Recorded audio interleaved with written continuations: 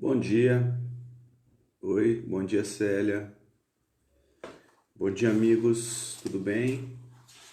Vamos começar o nosso estudo, iniciando sempre com uma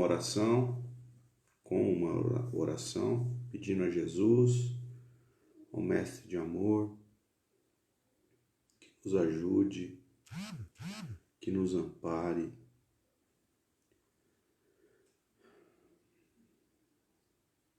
que por misericórdia nos ensine a entender o que seja paz, compreensão, amor, fraternidade, solidariedade, aspectos necessários para as nossas vidas, só que não sabemos, de fato, o que isso significa. Temos pequena desconfiança, Senhor. Nos curvamos a Ti e pedimos que não nos desampare nesses momentos tão difíceis.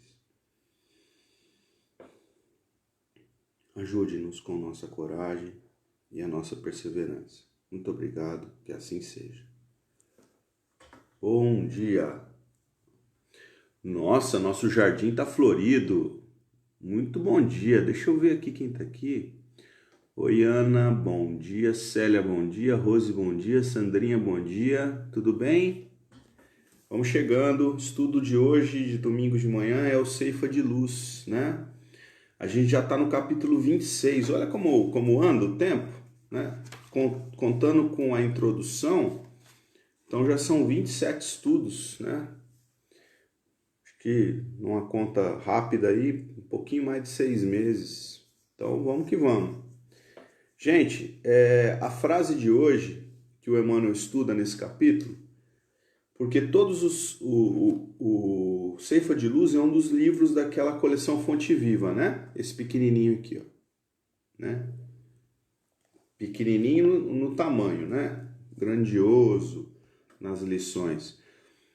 A lição que o Emmanuel traz hoje pra gente chama-se Em Nossas Mãos. E como todos os livros da coleção Fonte Viva, tem uma frase evangélica que ele analisa, né? Que o Emmanuel vai lá e destrincha o estudo através dela. Hoje é uma passagem que está no Evangelho de Mateus 6:10, né? Capítulo 6, versículo 10. Que é uma passagem em que Jesus ensina os apóstolos a orar. É o Pai Nosso, né? É o finalzinho do Pai Nosso. Então o Emmanuel pegou: venha a nós o teu reino, seja feita a tua vontade, assim na terra como nos céus. Finalzinho não, né? A metade do Pai Nosso. Então venha a nós o teu reino, seja feita a tua vontade, assim na terra como nos céus. Essa é a frase que está lá em Mateus 6:10, tá? Tá desse jeitinho, que é a nossa Vulgata Latina, que é João Ferreira de Almeida, que foi o tradutor que Emmanuel escolheu para suas obras. As obras da FEB, a partir de 2013, mais ou menos, elas tiveram uma alteração nos versículos bíblicos, esses que estão sempre em cima no capítulo, tá?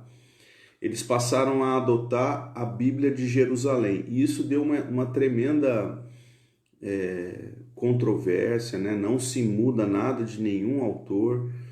Então, não vamos entrar nisso, mas só a título de informação. Talvez a gente pegue um livro novo, como esse aqui, tá? Se comparar com o antigo, às vezes tem alguma diferencinha no versículo bíblico, tá bom? Aí a gente teve a ideia de fazer sempre nesse estudo, a gente buscar o original grego, né? Então a gente pega essa frase e vamos ver como foi organizada a primeira vez, né, que se pensou em juntar os livros bíblicos. No grego, Jesus é muito mais conciso, tá? Diz assim: venha o reino a nós. Seja feita a você no céu como na terra. É assim que está em grego. Venha o reino a nós, seja feita a você no céu como na terra. Quando a gente lê assim, o grego transliterado ele tem um probleminha. Porque Jesus não falou em grego. Porque ele falava... Bom, na verdade, assim, a gente acredita que ele... Bom dia, Joyce. A gente acredita que ele não falou em grego. É porque Jesus não podia falar em grego? Absolutamente. Né? Não é isso que a gente está dizendo. Mas é o que os interlocutores, as pessoas para quem ele falava, não eram gregos. Ao contrário disso. Eram os apóstolos, os discípulos mais próximos, que viviam numa região muito pobre da Judéia, né? A mais pobre, que era aquela região do Tiberíades, né? Onde morava Simão Pedro, André, Tiago, Bartolomeu, todos os discípulos os mais próximos de Jesus. Eram pessoas que nunca tinham saído de lá. Não é como a gente viaja hoje, né? Hoje eu tenho um feriadinho, vamos viajar com a família, tal. Não existia isso. Não se viajava. Era muito difícil, a não ser que fosse uma ocasião muito importante. Então, assim, não tinha permuta, né? Os povos não se permutavam. Aliás, a permuta era praticamente uma guerra ou uma disputa por alguma coisa. Então não tinha isso. As pessoas não aprendiam outra língua.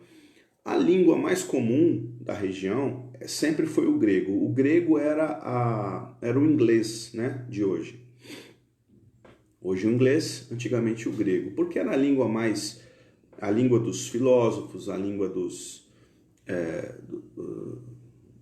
pessoal da matemática, a língua dos poetas, né? Então o grego era a língua mais conhecida.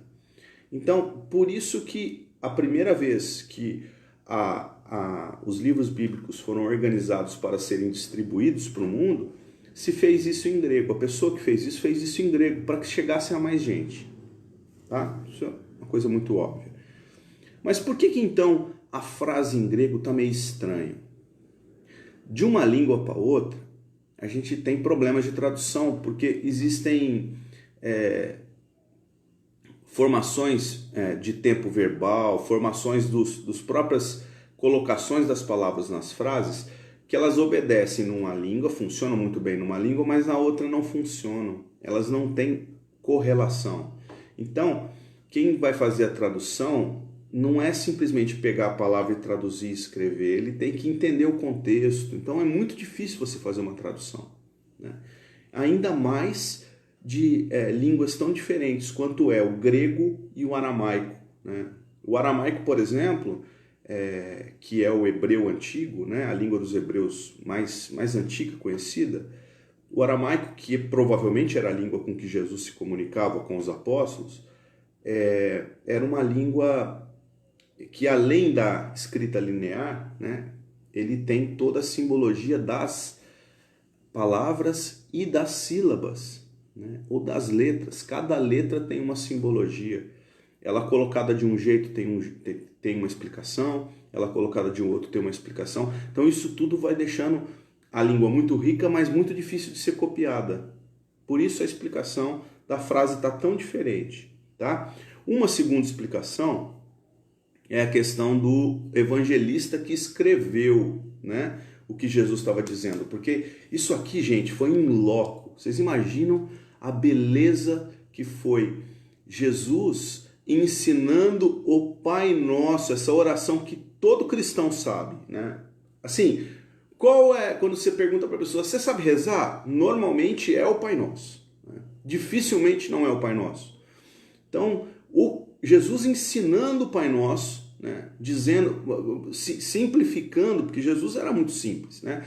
Simplificando ali, ó, Pai Nosso que estás no céu, ensinando para os apóstolos, e o Mateus anotando, né? O apóstolo Mateus, que era praticamente o único que escrevia por causa da profissão dele, ele era coletor de impostos, era um preposto de Roma na região, então ele escrevia. Então ele tomando nota do que Jesus estava dizendo, né? Um hebreu né, um judeu que vivia na região mais pobre, mais longínqua da cosmopolita Jerusalém. Então, assim, ele escrevendo rapidamente o que Jesus dizia, aquilo ali não tinha nenhum jeito de virar realmente uma tradução perfeita no grego, tá? Essa é uma explicação. Bom, vamos ficar com venha a nós o teu reino, seja feita a tua vontade, assim na terra como nos céus, que é do jeito que a gente aprendeu, tá bom? E é do jeito que fica mais fácil a gente explicar cada uma dos pontos. Aqui nós temos 3 frases, né, que foram incluídas por Emmanuel aqui no estudo de hoje. Bom, venha a nós o teu reino. Quando eu era criança, eu me lembro bem que quando eu aprendi a rezar, num catecismo, eu falava assim, venha a nós venha a nós o meu reino, né? O meu reino. Criança, ela estava aprendendo ali, então meu, teu, seu, nosso, mais ou menos a mesma coisa, né? Mas grifado, teu reino, né? Por quê? O crente, ele está se dirigindo ao Pai, né? Pai nosso, a Deus, e ele está dizendo ali nessa frase que o reino é teu, Pai. Então, o entendimento disso é muito importante, né? O reino não é nosso. Apesar de nós vivermos nos ditos nossos apartamentos, né? Nossas cidades, no seio de nossas famílias, nossas comunidades, nada disso é nosso. É importante a gente pensar bem isso, né? Essa semana nós fazemos um estudo em que nós relacionávamos a família, né, ao materialismo. Por exemplo, ontem a minha amiga Ana, por exemplo, aqui, que está assistindo a gente, Ana, dá um alô aí. Ela encontrou com os filhos e os netos, né? Ela me disse assim, e nós falamos disso no estudo, não da minha amiga Ana, mas falamos da família e do materialismo. Materialismo não é só a questão financeira, amoedada, ouro, prata, né? Materialismo é quando você toma posse de algo que é transitório. Por exemplo, meu filho, meu neto, a Sandrinha também é vovó recente, né, Sandrinha? Parabéns. Seu neto, será que é meu? Uai, foi você quem criou? Foi você que conseguiu dar vida para alguma coisa? Somos nós, de fato, na raiz da situação? Não, sempre Deus. Então é de Deus. É teu reino, Pai. Não tem nada meu. Aliás, nós estamos aqui por misericórdia, empréstimo. É isso. Quando a gente passa, assim, simplificando demais, gente, quando a gente passa a pensar assim, você entende que aquilo ali não é uma situação duradoura, é uma situação passageira. Nós estamos pais, estamos filhos. Então, essa é uma situação que é preciso repensar, né? Então, é teu, Pai, não é meu. Seja feita a tua vontade, não a minha. Porque se fosse a minha, a terra estava enrolada, né? Os meus irmãos aqui na terra estavam enrolados. Porque a minha vontade é uma vontade ainda muito vacilante, a minha vontade é uma vontade muito ainda egoísta. Eu quero as coisas para mim, eu não quero as coisas para o próximo. Eu ainda tenho dificuldade em dividir, eu ainda tenho dificuldade em acreditar que eu não sou o último bis da caixinha, o último copo de água gelada, e por aí vai. Nós temos essa dificuldade, não temos? Eu estou sendo muito claro aqui, muito transparente. A vontade é de Deus, porque se fosse a nossa vontade, estava tudo destrambelhado, né? Ah, mas não está bagunçado o tempo de hoje? Então, mas isso aí é a mão do homem, é quando a gente passa, desentende, desocupa da questão da vontade de Deus e passa a levar a vida sob a nossa ótica, sob a nossa vontade, sob o nosso jeito. Está errado isso? Não, é o que a gente pode hoje. Mas, conscientemente, oremos na próxima vez, quando a gente diz, seja feita a tua vontade, precisamos entender qual seja a vontade de Deus. Pelo menos um lampejo de compreensão do que seja a vontade de Deus, porque a vontade é a dele, é a soberana. É muito claro isso. Só que a gente fica querendo sobrepor a nossa vontade perante a vontade de Deus, e aí sofre. Então, o Pai Nosso, ele é todo uma oração ensinada por Jesus a nós todos, para que nós nos coloquemos nos nossos lugares, né? Somos criaturas, não somos criadores. No máximo, co-criador. Quando a gente atingir uma posição um pouquinho mais elevada do que a gente é hoje, então, um pouquinho mais, você vai conseguir entender que está tudo na mão de Deus. A gente vai fazendo o que a gente dá e o que a gente pode, né? Um pouquinho mais ali, um pouquinho mais aqui. Quando a gente acerta a medida, olha só o que eu vou falar para vocês. Quando a gente acerta a medida, quando as coisas começam a caminhar juntos à vontade de Deus, parece que a nossa vontade está sendo assim, soberana. Parece, a vontade é sempre a de Deus, mas é porque você se encontrou com a vontade de Deus. É isso. O caminho foi Ele que pensou, né? Foi Ele que trabalhou para a gente com as suas próprias leis. As leis de Deus balizam a vida em todo lugar. Balizam a vida no universo infinito, não é só na Terra. A Terra é um dos planetas, um dos bilhões e bilhões e bilhões de planetas que a ciência já conhece, já descreve. Então, é um só. Então, quem nós somos? Um grãozinho de areia, mas que Deus reconhece.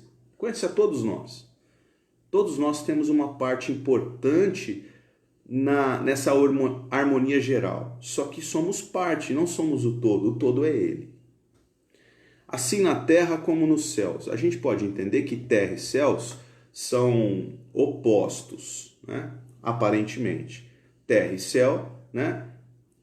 Para o espírito, encarnado, desencarnado, plano material, plano imaterial, plano do homem, plano da alma. A gente pode mais e menos, a gente pode encarar sempre essa dualidade.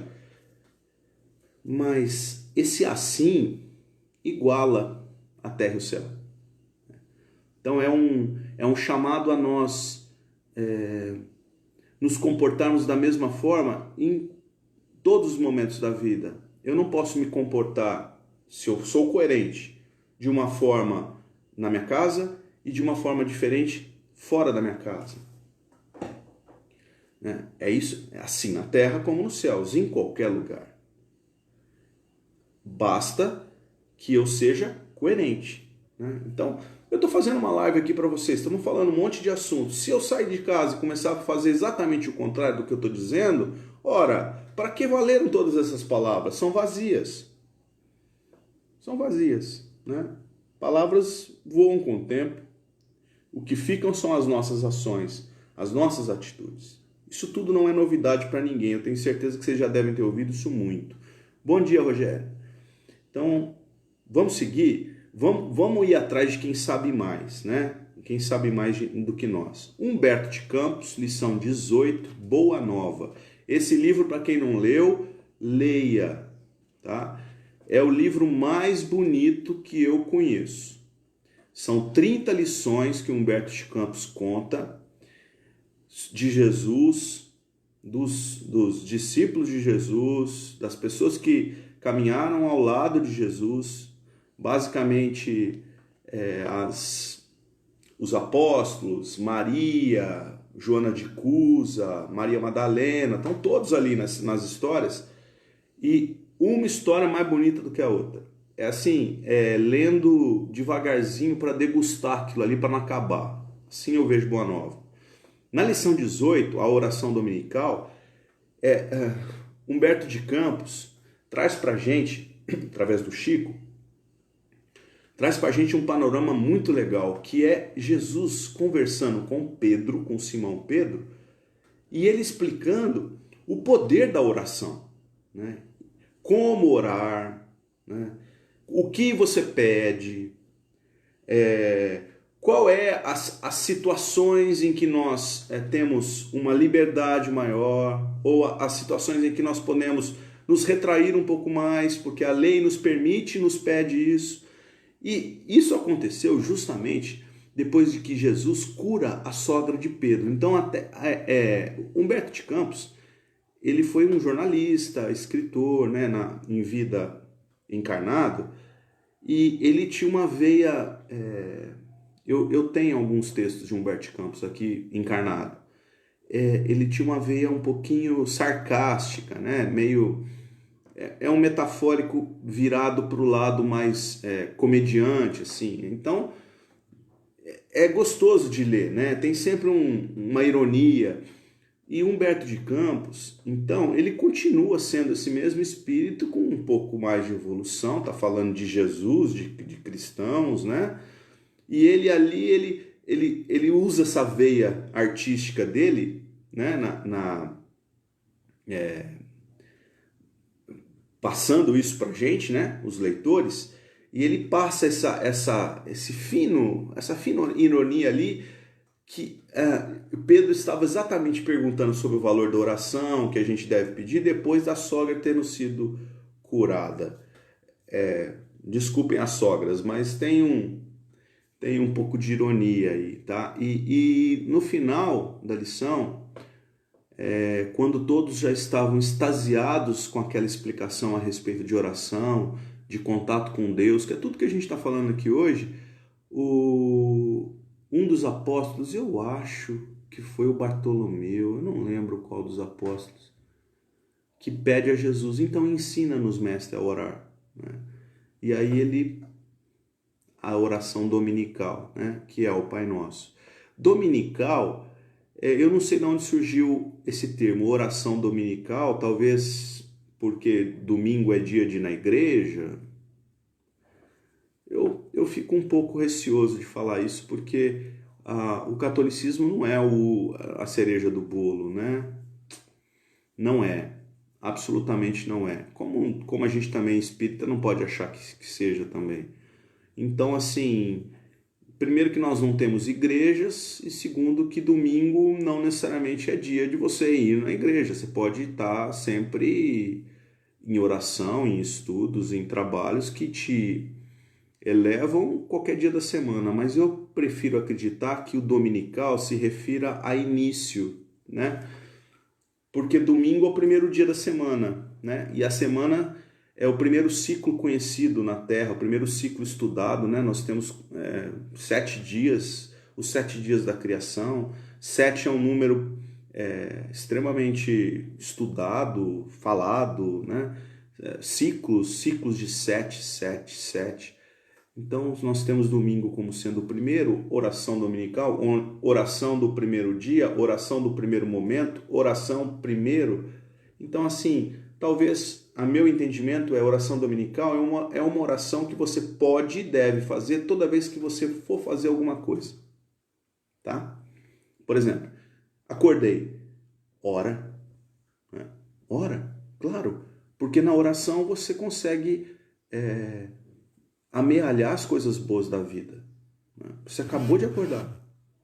Nesse momento, a gente está disponível, né, para um novo começo. Então, oração. Por isso a oração dominical. Tá bom? Vamos começar um trabalho aqui de uma live? Oração. Vamos começar um estudo em grupo? Oração. Um estudo sozinho? Oração. Vamos entrar na casa, lá no trabalho? Oração, né? Sempre, gente. Nunca é demais, né? Principalmente de gratidão e de agradecimento pela vida. A Rose diz assim, falando do Boa Nova: é lindo mesmo. Os da Amélia Rodrigues também são lindos. Ela descreve lindamente as passagens de Jesus. O da Amélia Rodrigues eu não conheço, Rose. Eu conheço o nome, Oração do Começo. Eu vou procurar. Ela era poeta, se eu não me engano, né? Eu adoro poesia. Muito bom. Vamos seguir? Como a gente disse aqui, ó, nós vamos atrás de quem sabe muito mais do que nós. Falamos do Humberto de Campos. E agora nós vamos falar da Meimei, o espírito Meimei, feminino, né? Se apresenta como um espírito feminino. Ela foi esposa de um confrade espírita. Trigo de Deus é um deles. Trigo de Deus, da Amélia Rodrigues. Muito obrigado, viu?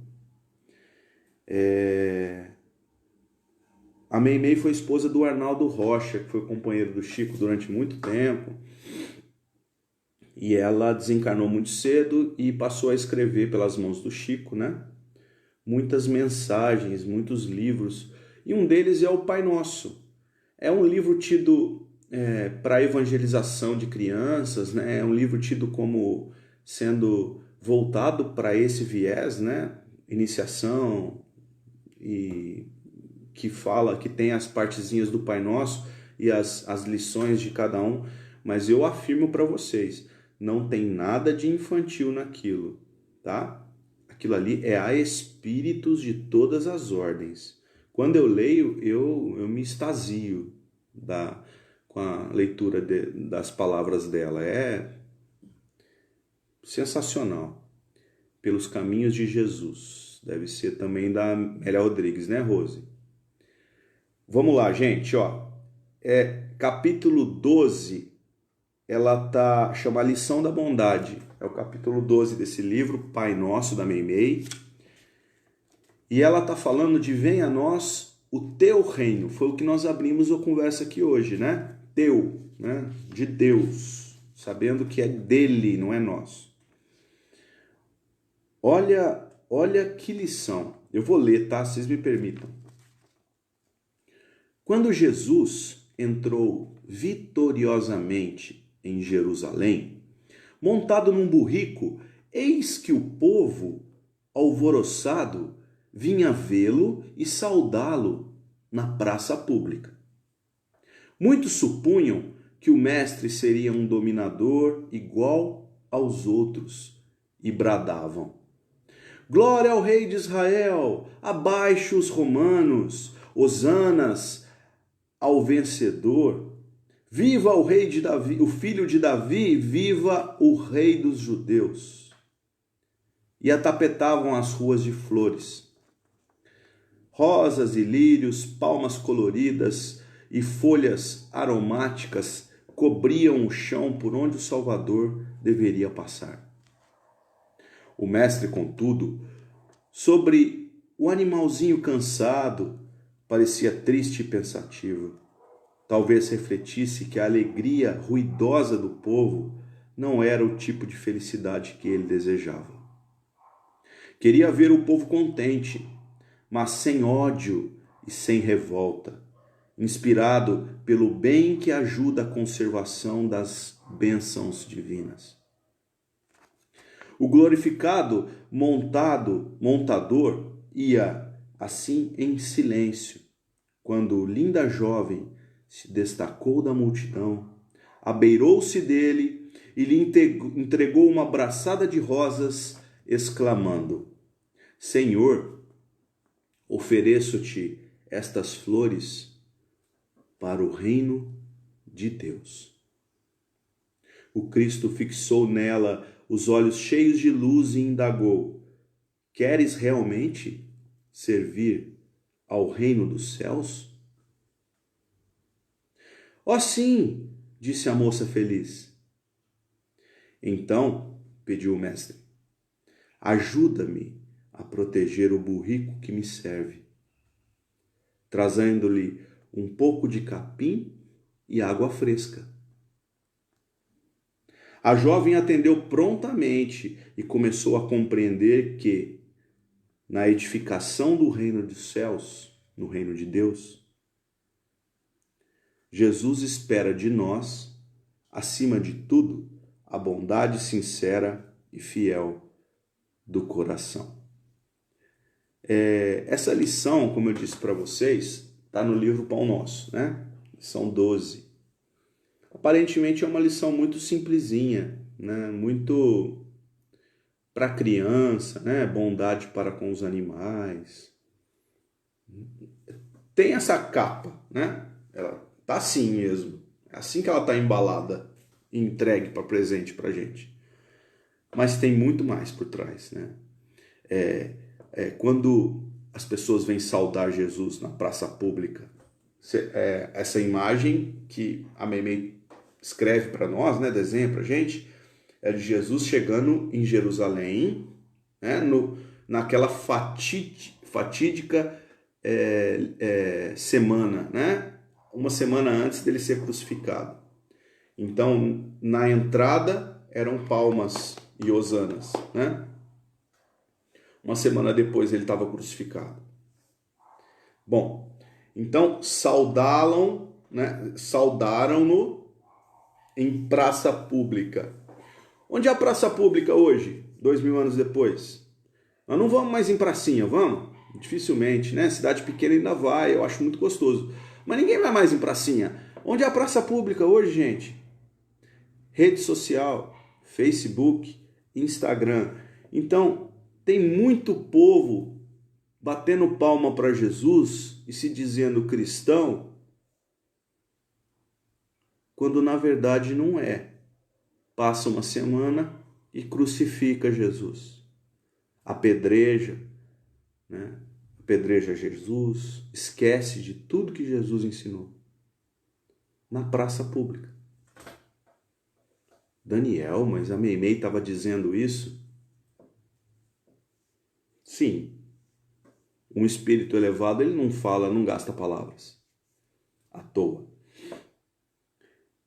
Tanto que na sequência ela coloca: muitos supunham que o mestre seria um dominador. Ora, o que um dominador faz?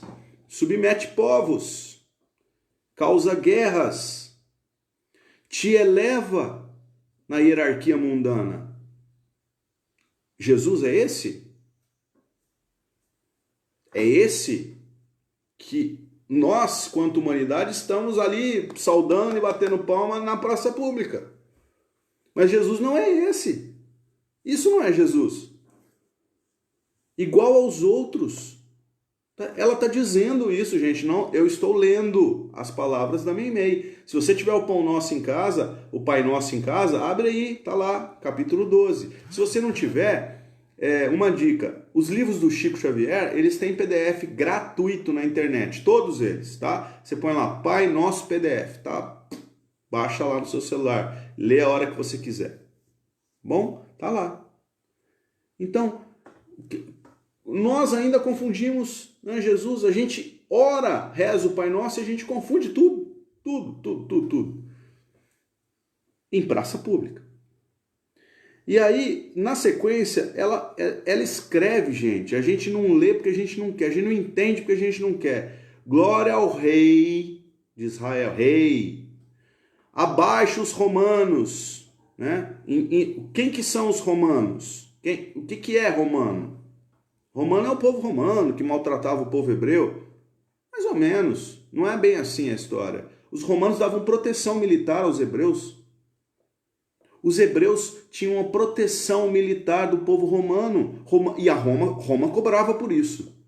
Os hebreus, eles tinham liberdade para os cultos, para fazer o que eles queriam. Aliás, quando entrava no assunto religião, eles não se metiam. O romano não se metia na questão religiosa do povo hebreu. Pode ver em qualquer filme, em qualquer literatura. Os hebreus eram livres para terem a vida deles. O que eles queriam era grana. Eles não queriam pagar impostos. Eles queriam a proteção de graça. Tá lá, gente. É só a gente ver. Hosanas ao vencedor. Que tipo de vencedor? Vencedor do mundo? É esse que importa para Jesus? É engodo a gente falar da vida do Chico Xavier, por exemplo. Esse foi um vencedor, não foi? Mas que vencedor do mundo? Viveu numa casinha pobre, né? Comida simples, trabalhou todos os dias da sua vida. Uma coisa que eu li recentemente da vida dele, ele foi funcionário público, né? Do Ministério da Agricultura. Ele nunca perdeu um dia de trabalho. Vocês sabiam disso? Sabe, folga, feriado, estendeu um pouquinho, atrasou, tá doente, não foi trabalhar. O Chico nunca perdeu um dia de trabalho. Era um funcionário exemplar. Gente, esse é vencedor do mundo? Claro que não, o vencedor do mundo tá lá no Instagram. Aquele lá, no lugar mais bonito do mundo. cheio de gente em volta, fazendo festa. Esse é o vencedor do mundo. Para Jesus, não. Então é preciso simplificar e separar isso tudo. Senão a gente não vai conseguir nunca orar o Pai Nosso e entender as palavras que estão sendo ditas ali. Essa é a verdade. E lá mais embaixo, quando Jesus começa a ficar constrangido, imagina o mestre ficando constrangido com aquela recepção, sabia que ia ser crucificado, né? Ali, ele em silêncio recebe uma moça que se destacou da multidão, ou seja, teve uma que se diferenciou daquele povo todo e veio trazer flores para ele. E aí ele particularmente, ali, tete a tete, pergunta para ela, você quer mesmo entrar no reino de Deus? Imagina Jesus perguntando isso para a gente.